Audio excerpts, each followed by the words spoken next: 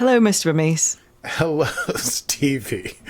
And we're here on this beautiful spring day. It's almost beautiful here in Brooklyn. It could get beautiful. How are you doing? I'm good. Well, Aki, you are beautiful. So there is a good place to start. The feeling's mutual. This is just a beautiful non-Zoom link thing. Link thing? I'm going to get my words together. It's early in the morning for me, and my vocabulary is yet to catch up with my brain. But we're going to get there. We're going to get there. I'm jump-starting it. Gosh, we only have a few episodes of this stuff left before it's all... Oh, in fact, it is over. We're a few weeks behind. We are. And I have assiduously avoided all posts and messages. Are you caught up? I am. I did it. I watched them all. God, what it must be like. Yes, let's not skip ahead. But I do really want to talk about it. Okay, great. I have only cleared the episode we're talking about today. That way, I cannot spoil. I guess let's start the show. Let's start the show. Here we are. Welcome back to Set Phasers, a highly illogical Star Trek podcast. Today we're discussing Season 5, Episode 8 of Star Trek Discovery as we come into the final stretch entitled Labyrinths. It is stardate 158602.1. And gosh, we're getting this final clue from the scientists who hid the progenitor's tech. We just got to go to this secret library in the sky, and I'm sure it'll be fine, right? We'll just say, hey, we're looking for this book, and is there a clue in there? And then we're out of here. Sounds easy. Yeah, piece of cake. And also, Moll and Locke are out of the way because they handed Moll over to the Breen, who I'm sure are just going to stand down. This should be going to be a pretty boring last few episodes where Discovery just gets clues and goes and gets the tech and just high-fives each other. So let me run it down. It's time to run it down.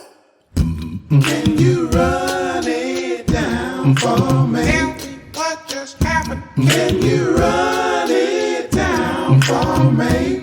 Okay, I lied because it's actually pretty fraught. We begin with the funeral of sorts for Locke on the Breen ship. And Moll whispers to Locke's body, I will fix this. And that she will bring him back from the dead. There is a Breen lieutenant whose name we get, which I assumed was important, so I wrote it down. Lieutenant Arisar, who seems to have some sort of rapport with Moll, maybe because she's the wife of the Scion. Anyway, the Breen chant for the Scion, and then the progenitor is like, silence! And he says they will allow Moll to help them find the progenitor's tech so that they can take over the world. But by the world, the universe or the galaxy. Meanwhile, Disco jumps to the Badlands because that's where the secret super-duper library is. It's a large plasma storm, and they find a beacon made of the same alloy as the card, and they are hailed by the Archive, and they meet Hyrel of the Sworn Order of the Archive, who gives them the coordinates to follow, but says to follow them explicitly because it's pretty dangerous there in the plasma stuff. They go through the plasma storm. It's rough pumpkins. They're told to cut their engines. They have to trust Hyrel. They do so, and they coast in to a sort of eye of the storm of the Badlands, in which there is indeed a castle in the sky, a castle library in the sky, which, listen, I've seen a lot of Star Trek places. This is where I would stay. This is where I would go. Okay, that's it. I don't need to eat it. Anyway, so Disco still catching radiation from the plasma cloud. They won't be able to cloak. They're about to head down. Michael's going to head down, and they are told by Hyrel that there's one further matter. Their scans have shown that there's a Kwejian on board, and they have an artifact from the planet, which has now been destroyed, and they would wonder if said colleague would join Michael going down. Michael's, of course, because Hyrel doesn't know all the crazy history between Book and Michael. Book is still upset about Moll being handed over to the Breen, and he and Michael almost have a discussion about it, but they don't have time because the mission takes precedence, so they head down to the Archive without having settled that issue. In the Archive, which I wrote Harry Potter Library, it's beautiful and tall, ridiculous. Yeah, it's a real library. What? It's a real library in Canada. First off, you better put that in the Easter eggs, and we need to talk about it, and I have to go there. I don't know that it's an Easter egg, actually, because Easter eggs are throwbacks to... It's an Easter egg for my life. I want to go to that library. Okay. Oh my God. I thought it was AR wall or something. It's so beautiful. That's slightly derailed. You listen, it doesn't have to be in notes or whatever, but you and I need to discuss it. Where the hell was I? This Harry Potter library that exists in real life, but is in space. They've been informed about the Breen issues by the crew. Hyrel says the Breen have contributed to the archive and they have experience dealing with them, so not to worry. They say everyone is welcome so long as they follow the rules. Book and Mike are taken to their viewing rooms. The first room is for Michael, and there is the manuscript, The Labyrinths of the Mind. And they're told that Derex, Dr. Derex, who's the Betazoid from Beta Z, who delivered the manuscript, then became an archivist and lived out the end of their days there in the archive. Michael finds an artifact in the book while reading it, and puts her finger on it. Meanwhile, and nothing happens. And meanwhile, Book goes to another room with Hyrel and is presented with a box of tule wood, which is a type of wood from Kwejian. And the archivists were hoping that he could tell them what it was. And inside of the tule wood box is a cutting from the World Root, which, if you remember from past seasons visiting Kwejian, there's this huge connected root tree of the world. And so this is a cutting from that. It was given to the archive long ago. Book is overcome with emotion, and they offer to let him take it, as he is the last surviving Kwejian in the galaxy, maybe period, and so long as he comes back to tell them what became of it and him. We return to find Michael, who touched the thing in the book without even giving it a scan, is passed out on the floor, completely unconscious and unresponsive to stimuli. They rush over. Meanwhile, Michael wakes up alone in this beautiful Canadian library and cannot contact Disco, but sees Book there dressed as a librarian and realizes that she's someplace different. It explained to her that her consciousness has been transported into a neural landscape, and Book is an AI program made by Dr. Derex, created and informed by Michael's subconscious to, I guess, help her find the clue, so to speak. Meanwhile, Culber and Raynor beam down. Michael is stable, but they find out there's a nucleonic emitter running that program in her head, and it can't be disconnected because it could be fatal, and Book can't go in after her because it seems like it could only do one thing. So Raynor's like, well, we'll do research while we wait for Michael, and he gets Hyrel to help him get any information they have on Derex.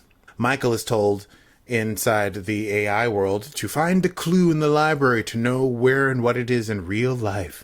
The program is not allowed to give hints, but apparently can give some yes-no answers. And Michael is frustrated that it's Book, and Book is being very coquettish and unhelpful. But Michael does find an old-school library catalog and thinks she should look in the history section for books on the Dominion War. And she's told that if she fails, the mindscape will fade and she will die. And he's like, you can leave now, Book AI says. But Michael refuses. Meanwhile, Culber makes a sort of triage for Michael, and Hyrel gives all the information to Raynor, and then the beacon announces that a Breen ship has arrived as it has tracked Disco. And Hyrel says that they will handle this situation, quote, appropriately, and they go and try to talk to the Breen, and Primarch Rune is a piece of work. And he's basically like, give me what I want or I'll destroy everything. Give it to me, give it to me, give it to me. Give it to me, give it to me. That sweet, funky stuff that the progenitors made. And Hyrel refuses him because of his poor behavior. So they decide to go into the cloud and get what they want by main force. This is when Moll also reveals that Discovery is in there and that they need the other clues that Discovery has in order to have the map to where the progenitors' tech is, and the Primarch is displeased. And once again, I think it's hard to tell because they're all wearing helmets, and I'm only up to episode 8, so I don't know if this person becomes important, but it seems like Lieutenant Arisar is still the person next to Moll, and seems somewhat concerned with Moll and concerned with Rune, and Moll seems to be making some sort of connection. Oh, sorry, but also... Meanwhile, Michael is searching the histories. She's gone the wrong way. That's not what it was important. The library is an important place to Michael, said the AI, and Michael's like, why is this important? And then she realizes, oh, it's a maze, the Labyrinths of the Minds. I have to get out of the maze. So she gets a bucket of sand from the AI, and she's like, I'll use this to get out of the maze. But she is noticing that maybe the lights are getting dimmer in there. And the AI says, you should find your way out of here unless you'd like to die in here. Michael starts to use the sand to get out. Raynor and Book are looking for a clue. It's not really going super well. They're learning a lot about Dr. Derex, but nothing about the clue. The klaxon sounds. The shields are raised. There's no red alert in the library, but Hyrel says she has to go tend to the defenses. Raynor has ordered Disco to conceal itself. It can't cloak because of the radiation, sadly. But Rhys has the Cmmdr Rhys. And he takes the ship into the plasma storm. And that is when the Breen arrive. Just in the nick of time. They show up as Disco slinks away. Clink, clink, clink, clink, clink. Michael is in the maze, is finding her way out, but she's not realizing the parts of it are fading as she leaves. She finally gets through the door. She thinks she's going to get out. And boom, she's back in the main room with Book, the Book AI, who's reading the book, and reveals that the test has not yet been passed.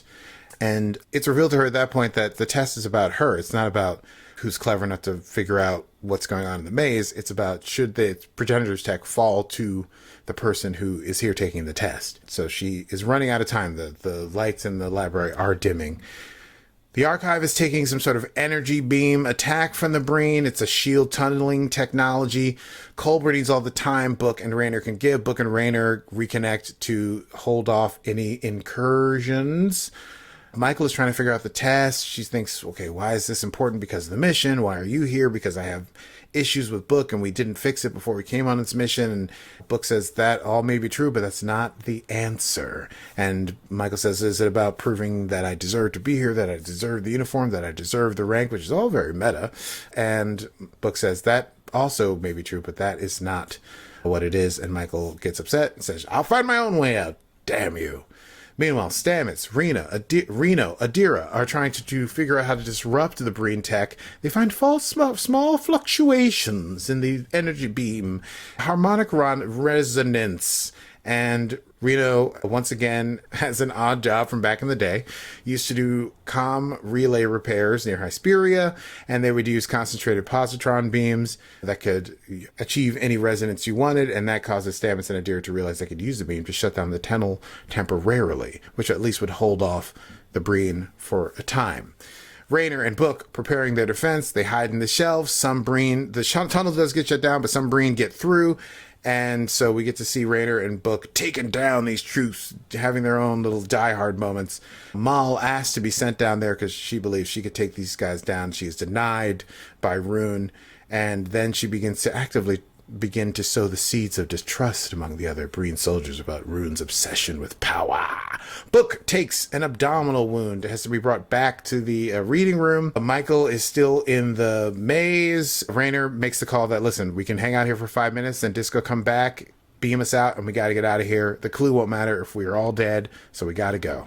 In the labyrinth, Michael returns, apologizes. The lights are out, except for a few. Time is almost up. Michael believes there's nothing else she can do, so she has a conversation with Book, and he says, are you afraid of death? And she's like, not really. And she's like, what I'm really afraid of is failure, of not being good enough as a captain and a friend and a partner. And she lets that fear drive her, which she dislikes, and she should have told Book about that when their relationship dissolved, because it was easier to pull away than to admit that she was afraid that she would let him down.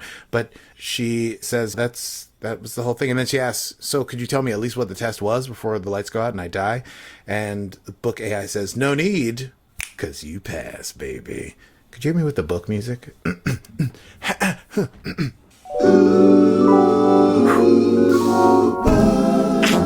Oh, yeah. That's right, Michael.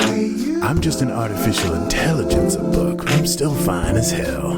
And guess what? This test was all about you discovering your vulnerabilities and relating them honestly, so that we knew we could trust you with this technology. And you know what? You're right. It's one hell of a test. Oh, yeah. Very good. Thank you. Impromptu book, which I really do need to warm up for. The book says you pass the test. They say there's a crystal in archive room 19 or something. Go to it, break it, the last clue's inside. And he says, and I have one more final thing to tell you about the destination. A way to get through it. And then we cut away to Michael coming to. She finds out the status of things going on. They run over to viewing room 7. They break the crystal just as the Breen are showing up in the room. They get the thing, and then they beam out as the Breen shoot, but miss them all. Book and Raynor are sent to sickbay immediately back on Disco. The archive is still taking fire. Disco prepares to fly in to draw fire. They hail the Breen. Rune says he will destroy the archive if they don't send over the last clue, all the clues immediately, and he begins to fire an energy weapon which causes significant injuries on the archive. Michael asks says, you know what? I'll give you the clue. She asks for his assurance, a tergoon, a sacred Breen oath that he will spare the archive if she gives him the clues. Meanwhile, she sends Tilly to get the clues to the bridge and finish the map so they can find the tech. On the Breen ship, Rune, while he's waiting for the response, says, the Federation is weak. And Rune grants the Tergoon, thinking, whatever, we'll get the technology and it won't matter. Tilly arrives. They put the clue together. They create the map, the hollow map in the air. They scan it. They find out where they need to go. They stand by to jump. Michael says, vent the main shuttle bay and all plasma from the nacelles and then jump. On her mark, they send the Breen the clues and the map. The Breen lock onto Disco and prepare to fire. They're firing the hell out of Disco. Moll says, no, would start a war with the Federation. Black alert on Disco. Incoming fire. Shields down to 30%. Shields collapsing. Disco vents, jumps away, and hey, it appears to have been destroyed. And we get to where we need to be, but not actually where we need to be, 20 light years off target. But everyone is alive and well, so to speak. But the spore drive and warp drive have been damaged. You running calculations, it's 6 hours till the Breen could arrive at the coordinates of the progenitor's tech at maximum warp. Michael gives engineering 5 hours to fix the spore drive and get things going. Finally, on the Breen ship, the Breen believed the Disco has been destroyed. The Primarch prepares to fire on the archive. I don't even know why. It seems like ridiculous. Why waste time? But he decides to do that. A crew person, Lieutenant Arisar. Lieutenant Arisar is like, whoa, you pledged your Tergoon. And then another crew person stops up to say, no, Primarch, and the Primarch just straight up just kills them. And then Moll says, if you destroy the archive, it won't be just the Federation that's coming after you. There are other Breen who have artifacts here. They'll be coming after you. And Primarch's like, I don't give a shit. And then Locke is like... Moll's like, Locke will never support your succession, Primarch, if you act like such a jerk. And Rooney's like, I don't think I need Locke anymore. Or Moll. And the Primarch makes his Primarch staff weapon. And it's interesting, these baddies in a lot of these sci-fi movies have like a weird, like a phallic thing that they use, which is not more useful than a gun. Just shoot the person you want to kill. But he's like, let me make my staff and then hit you to death with it.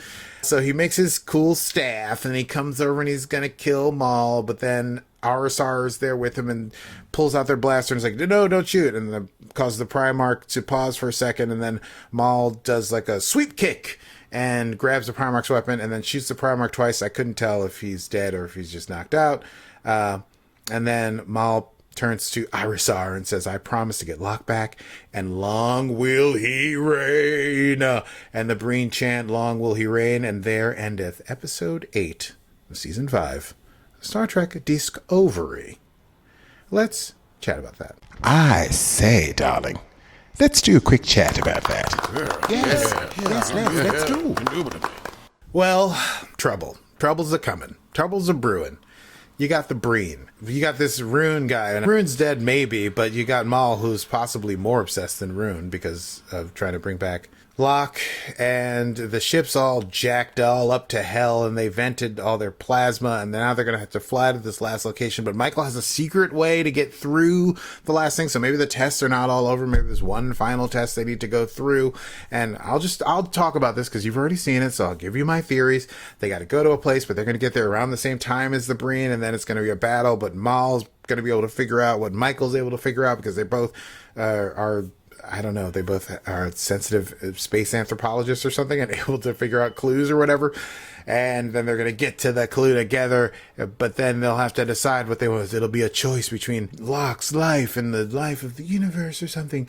And then they'll have to choose the fight. They'll fight Moll and Michael. Finally, tete-a-tete, mano a mano, boom. And someone will win and someone will lose. And that's my theory. But this, yeah, what do you think? Well, I know whether it's true or not. So do you want me to tell you? No, don't tell me. Don't tell me. But I just want to put that out there for the world. It's not a bad theory. That's how I would have written it. Yes, I can see that. It's not what happened. I know it's not entirely what happens. It can't be exactly what happens because that would be insane. If you were like, wow, you nailed it. Yeah, that would be even more alarming. What have we to say about this episode apart from the fact that I need to go to this library immediately? So yes, it is the University of Toronto's Thomas Fisher Library. It's in Toronto? It's in Toronto. It is the world's third most important rare book archive, open to the public, and has never been filmed in before. Until now. I can't believe it. I'm so excited. I'm going to be in Toronto in a month. Are you going to go? For tour. If I have a day off or time during the day, yes, of course. You must. 100%. Top of my list. Your social media person should make a story about this. I will let them know. Please. That this is a thing. I'll have to explain all of Star Trek to them. Yes, probably. you will. In fact, I'm surprised that they haven't done more about your Star Trek and nerdy obsessions. It's to each their own. I think it could be cool. I loved the Affogato story the other day. Thank you. The band that affogatos together stays together. That's right. And we sure did. Wait, how did we get all the way here? Anyway, this was a great episode. You going I really to loved Toronto. it. I'm going to Toronto to see this library. It was great to see this archive. I think the overarching issue of Book and Michael's relationship being resolved is hopefully also in the mend here in these last two episodes. Happy endings for everyone. Triple wedding. And one can hope. And then, what else? I thought Raynor was... Who's the third? I don't know. Tilly was talking to that teacher that time. I'd seen that It's a bit of a stretch. Okay. It is a stretch, but listen, I felt like a no. Let's see. Obviously, we know. Actually, I have to reframe now, realizing we have a wedding that has to happen at the end of this. Yeah, Star Trek loves to end with a wedding. Anyway. Or start with a wedding. Sometimes they start... You're right. Sometimes they like to start with a wedding. But then didn't they flash back to the wedding? Are we talking about the same wedding? Wasn't that like... I'm talking about the TNG one with Riker. Wasn't that at the beginning? Or was that at the end? I thought that was at the end. Where Was it at the end? And Deanna get married. I thought it was the beginning and then they had to go off for a mission. Maybe That was the beginning of a movie. Yes. They were going to get married, had to go off for a mission. Data dies. It was in... Yes. And then they come back and finish the wedding, I think. And then they're like, remember the first time we met Data? He was trying to whistle in this tree. Wow, that just made me and that was verklempt. That was really interesting because that song that they played was the one that they had Soji sing. Yes. That was the whole thing in Picard. Yeah. And also, actually, at that wedding, Will Wheaton was in that wedding and they cut him out. Oh, no. I know, very sad. Poor kid. He's doing all right. He's fine. He's doing just fine. He's very good at the Ready Room. I really wish you did watch it. This is where I get all these fascinating facts about. I see some clips and I go, gosh, that does look like an interesting interview, but I can't bear the spoilers. But you're supposed to watch it. You're supposed to watch the episode and then go to the Ready Room, as you are supposed to watch Star Trek and then listen to our show. Yeah, but we don't go, and now let's show a little bit of footage from the next episode, which I don't want. I never know when it's coming. They're like, in the next episode, you'll see something like this. Spoiler, here's the next thing, and then you just avert your eyes. I can't do that. Sometimes my hands are full. Sometimes I'm holding tea. Can't avert my eyes. And what if I hear something? What if they're like, the clue is inside the cloak of the doctor? I'm like, damn, now I know the doctor has the cloak clue. Should we go to Easter eggs? Absolutely. I mean...